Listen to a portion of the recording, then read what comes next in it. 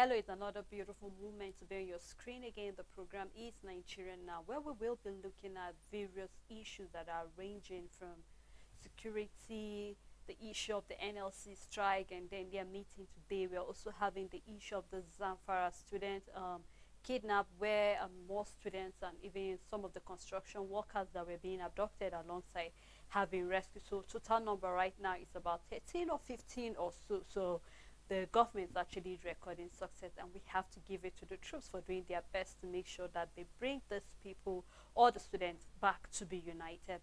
I am Salah Elisha Dasham, and I'll be doing this together with Rachel Danze. Good afternoon. Afternoon, How Sarah. you doing? I'm fine. How about you? I'm great, thank you so much. And to our viewers, please do remember you can join us on Facebook and YouTube. Drop your comment because we are interested. We want to also know what your opinions are concerning the stories that are, ranging concerning how we're going to talk about it and on how Nigeria can also be great. And we'll quickly start, talking, discussing, and then we want to start with the issue of the PDP.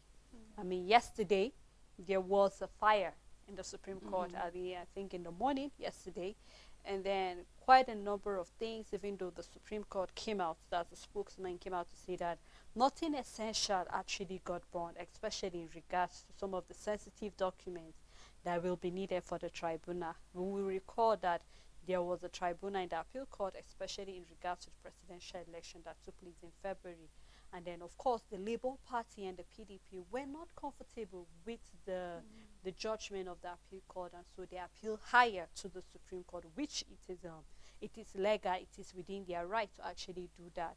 And then we're saying that the PDP is coming out to say that they smell rats somewhere because they feel that this is suspicious, because from the way things are looking, it seems somebody intentionally set that court on fire, Yes. just so that they could maybe cover up their track on something, or so they could burn down maybe relevant documents that will be important, some very important like see issues that will help them possibly maybe to be able to be hide and shoulder above the APC whom they are fighting.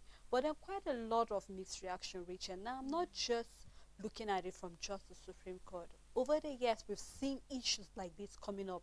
There was a time where the office of the Accountant General was on fire. There was a time that we hear one MDAs or the other is either fire or something happened. And then when you always trace all of these things, there's always something suspicious about it, because it's either somebody is trying to hide very important document that will help maybe fight corruption or crime or whatever it is.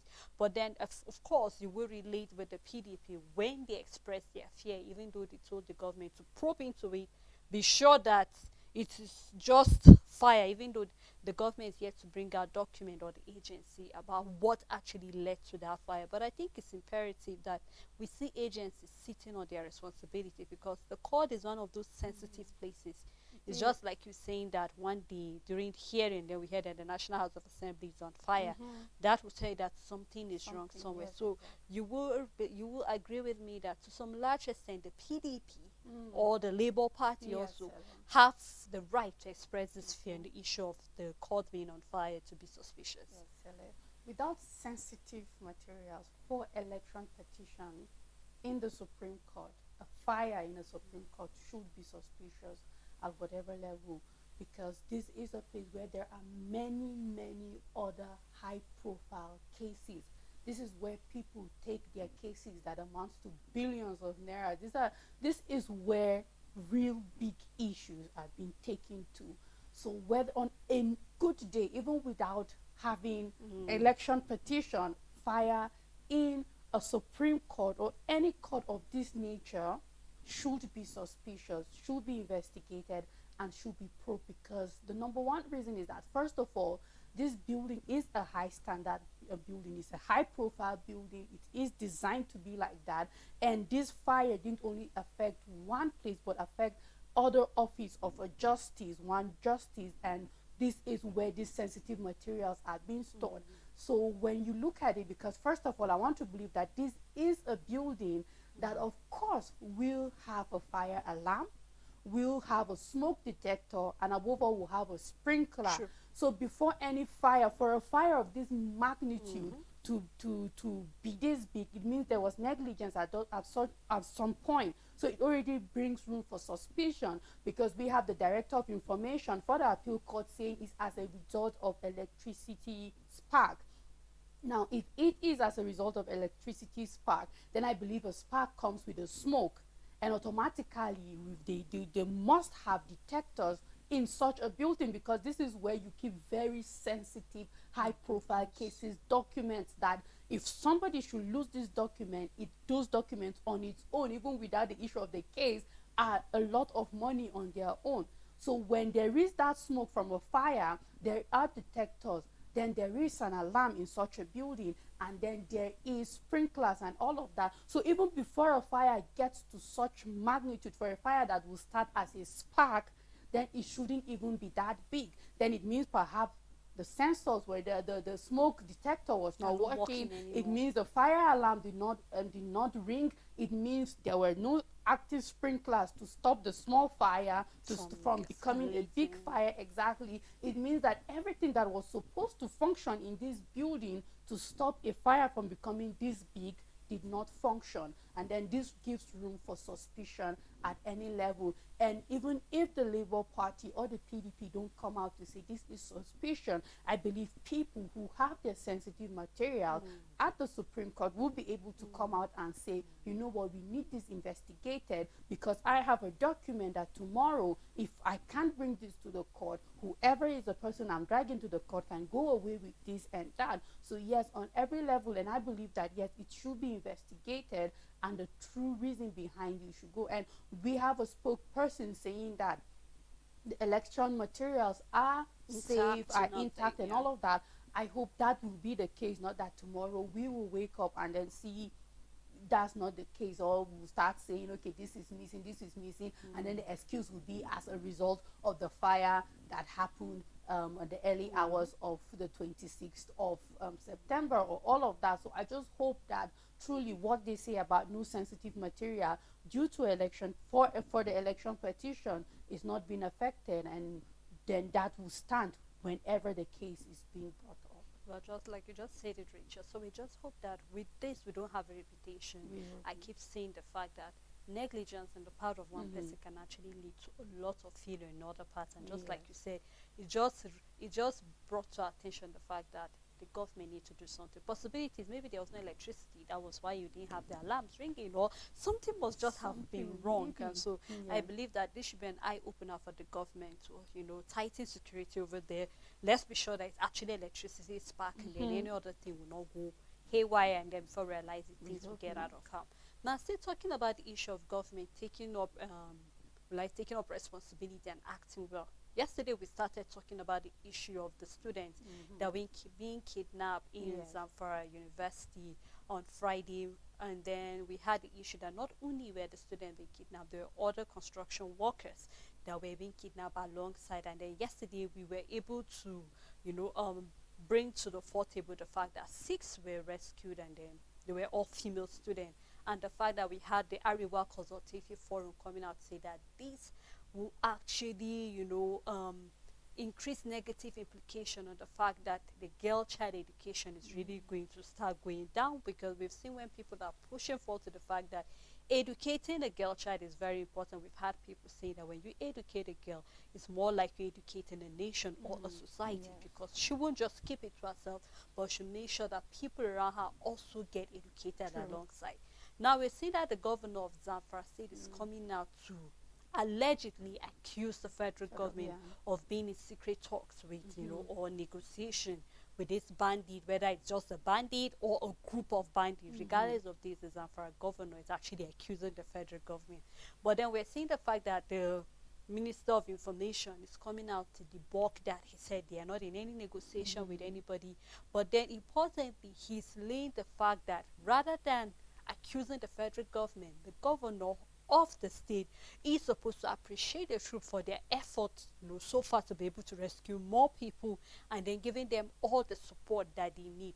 But a lot of people are coming out with different expectations. Some people, a school of thought is coming out to say the fact that the governor has the right to be angry, just in Yeah. case if the federal It's government is true. coming Yeah. into it, they are supposed to at least get him in the Of picture course. so that they are on the same page, because it is very, very dangerous when we have so many people, multiple parties trying to negotiate.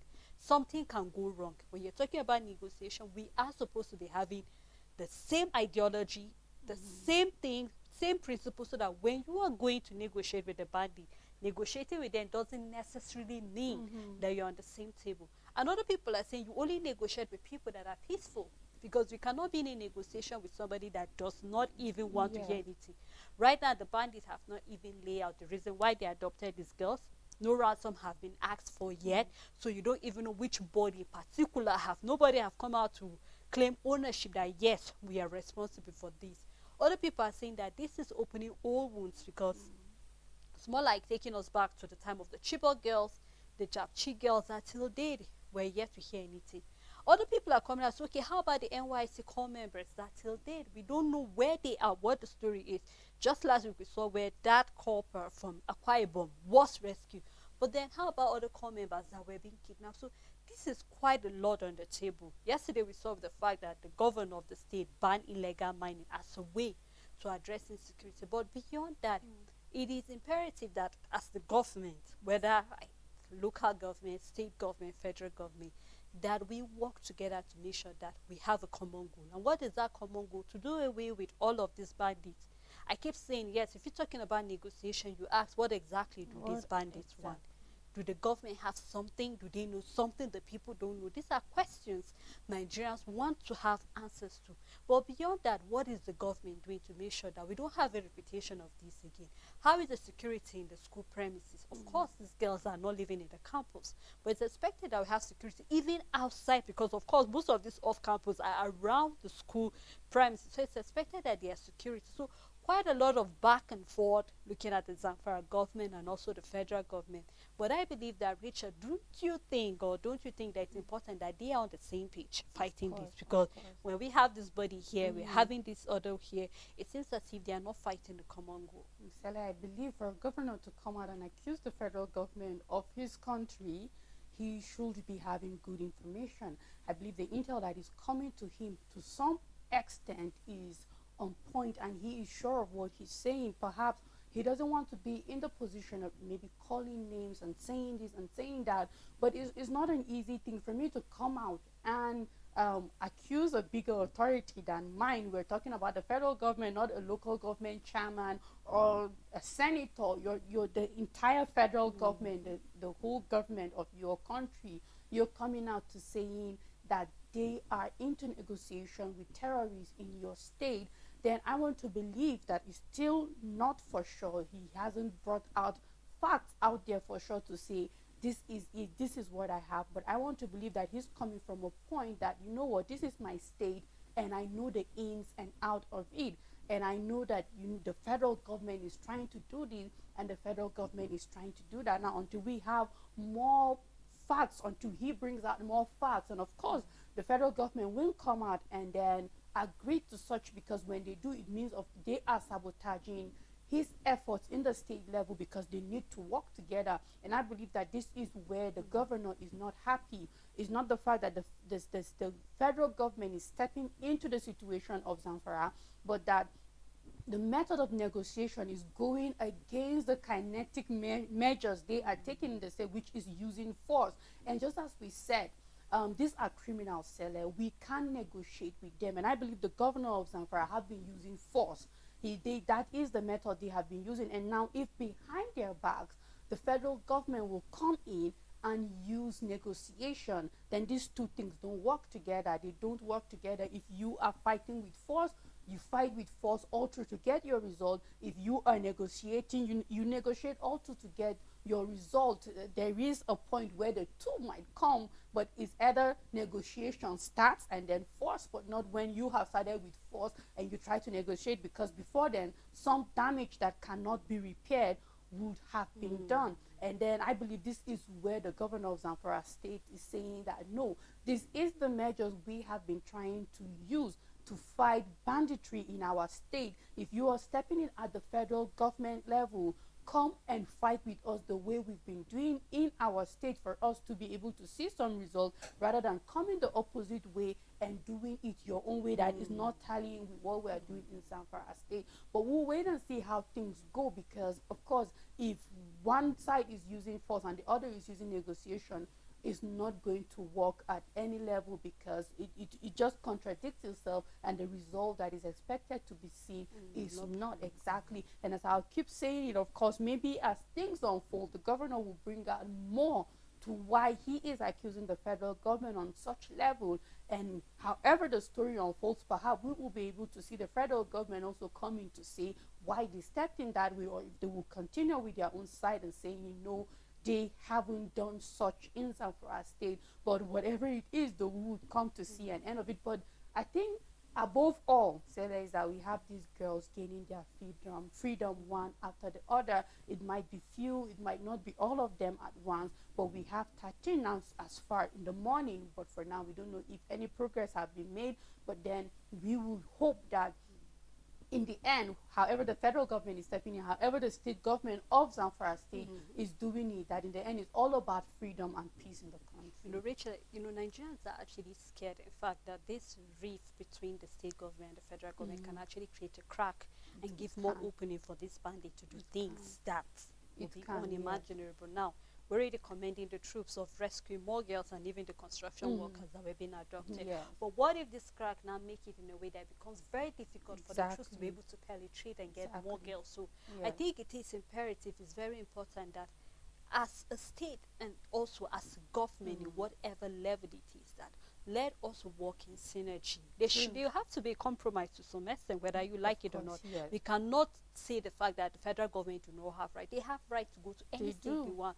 But the only thing I feel the state governor of the state need was, let's just work together. That is just the important thing. Let us work together so that we'll be able to have more result possibilities at the federal government if you have better ideas.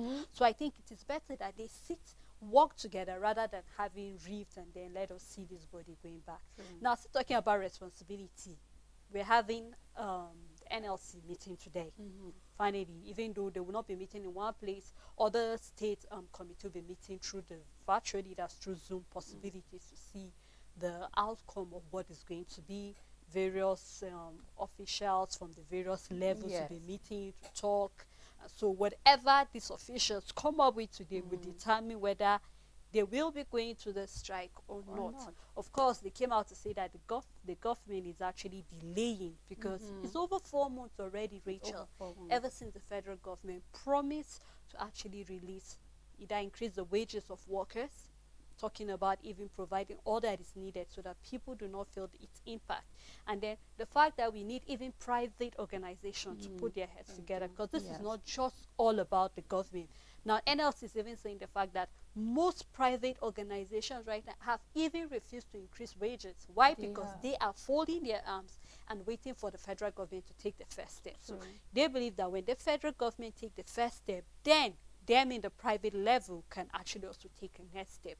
And so that is to say that this strike somehow is not just for, I say, the public service, but it's for everybody, because eventually, if the federal government should take the NLC seriously, then we'll see that even private sectors will be able to do something to increase the minimum wage of their workers, and to also do something that is very important. A lot of people are coming out, even though the Minister of Labour said that they were able to, or his ministry was able to grant one request. And what is that one request? Is to release those who have been in detention, the NURTW that were in detention. Now, this is just one. Last week, we saw when salary increment for our lecturers, junior and senior level, but that was just like 25%, and they were asking for 200% increase. And we saw 25%. So that is just like having a drop in an ocean. They won't really feel its impact, but better small than nothing else. But then I think it is important that the federal government honestly take this body seriously, because this struggle is not just for today, it's a struggle for tomorrow. A lot of people are asking the question, Rachel, school is already in session, what is happening to even the student loan? It's quiet all of a sudden. So I think it's another thing that NLC should also take into cognizance. I mean, what is happening? Students are in school, they are struggling. In fact, as it is right now, you will hear that there are students that have not even resumed for the session. Why? Because They cannot afford this. So I think the whole thing is like a ball game that the NLC and the federal government need to sit up, even though the minister said he cannot do anything much until the president gets back.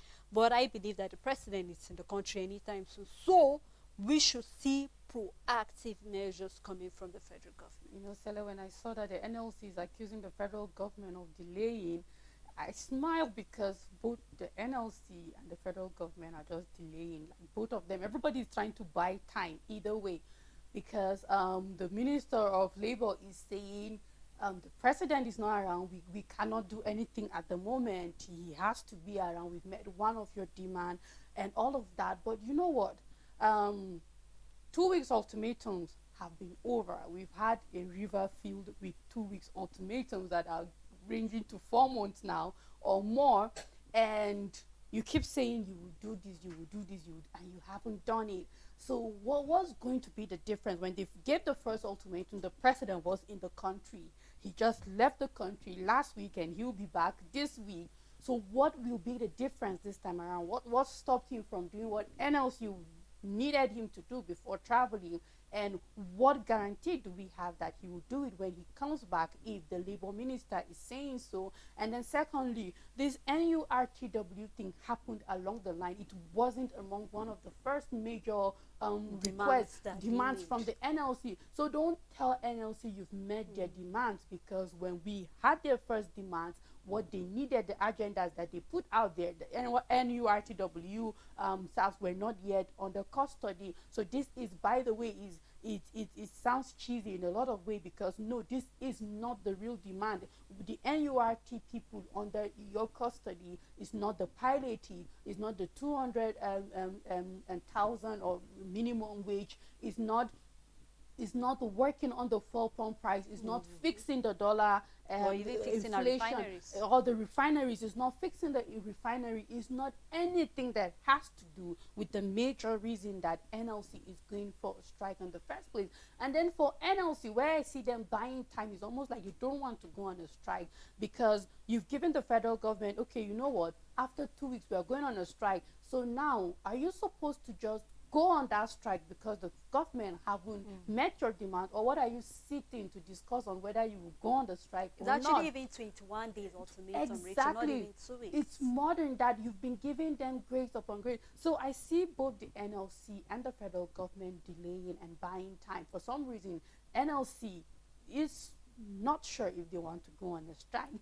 and then the federal government is seeing that from the NLC, and they are also using that to their own advantage and still delaying time and giving all of these excuses as if it would have made a difference if the president was around, because he has been around ever since they started making these demands and he haven't done anything and all of that. So I'm just really waiting to see what is the outcome of the meeting by NLC, or will they give them another 2 weeks ultimatum, or will they go on another protest, or will it be a 2-day warning strike? Whatever it is, I see both sides delaying and trying to buy time. For NLC, I don't know what is their reason, but I believe for the federal government, is perhaps they will keep using saying that these demands are above their reach, the 200,000 minimum wage, but I believe palliative is not above them. I believe that, well, fuel pump price are just one of those economic policies that is biting hard on us, but it's still, there is room for reviews and all of that, and every other things that you have put in place as a promise, the metric tons of grains, the things that the president have said, you know what, I'm going to give these things out. What are the plan, and when are we going to start seeing these actions in place? Rachel, I'm truly worried for our country, Nigeria, because it's saying we have leaders that pay and I don't care attitude toward the plight of its citizens, and it's expected that you feel the pain of your citizens and do what it takes to do to be able to make sure that you fix whatever their problem is. So I am hoping that, honestly, even though I will not be too quick to crucify the NLC, but let me just wait and see what the outcome of the meeting for today is going to be like, whether they're going to go ahead with the indefinite strike or not. But let us not use the word that it will crumble the economy. Of course it will crumble the economy, but if we do not want the economy to go down, then I think it is important that the federal government should actually read the pains of the people, because believe you me, when the people get hungry and tired and they are tired and tired and tired, Rachel, you know that a lot of things is going to lot go of wrong. that. So we hope that the government will actually listen to NLC and We also hope so. listen to the people. Thank you so much for You're doing this welcome, with me. Steven. All right, to our viewers, thank you so much for keeping a date with us on Nigerian Now. Thank you for dropping your comment. We hope you keep the comments coming because we love to hear it. When we come back, we'll check our social media and also see what you have to send and how we can continue to be a better country eventually. Until we come here again tomorrow, do have a blessed day ahead. Bye.